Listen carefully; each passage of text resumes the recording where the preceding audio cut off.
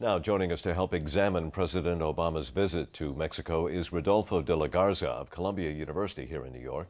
Professor de la Garza is an expert on Latino politics and is also a member of the Council on Foreign Relations. Good to have you back. Thank you. It's good to be here. How concerned is the Obama administration that the Mexican government may be losing its war against the drug cartels? Oh, it's extremely concerned.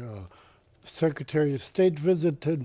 The level of attention we're paying now is unusually high. Give us the big picture. Are there parts of Mexico that are now out of the control of the Mexican government? Not in a complete sense, not as there were, say, in Colombia a few years ago, but there are areas where it's highly contested. When you have to have thousands of of military troops in Juarez, you are in effect saying that absent their presence, you wouldn't be able to control it. President Calderon has brought in the military to try to combat these drug cartels. Has that been effective? Well, it's been effective where they're in place. Again, Juarez is an example. You put in a lot of military, and unlike the police, who've been absolutely corruptible and ineffective, the military presence quells the narco-traffic violence.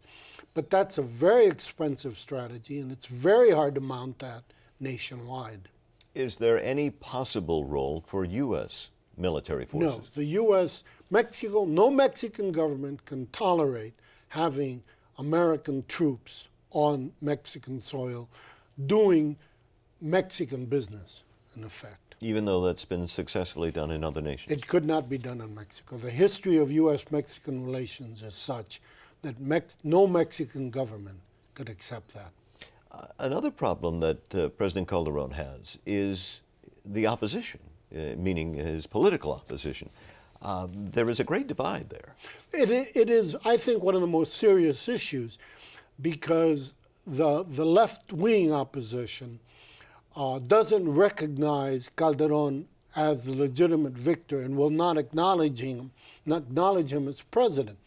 So that if they help him in his anti-narco trafficking fight, they help the president's party win the election.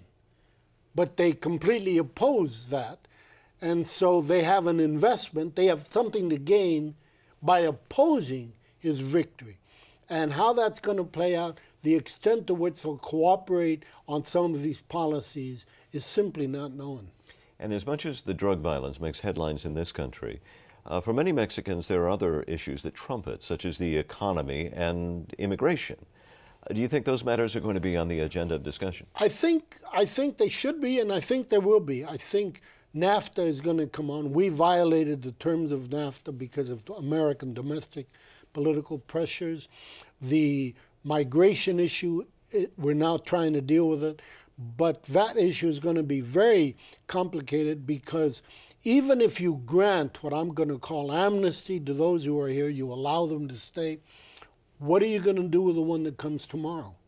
And you're going to get back in the same problem. So how that's going to get negotiated out over time is a serious problem for Mexico, and differently, but a problem for the U.S. Professor de la Garza, as always, a pleasure to talk with you. My pleasure. Thank you.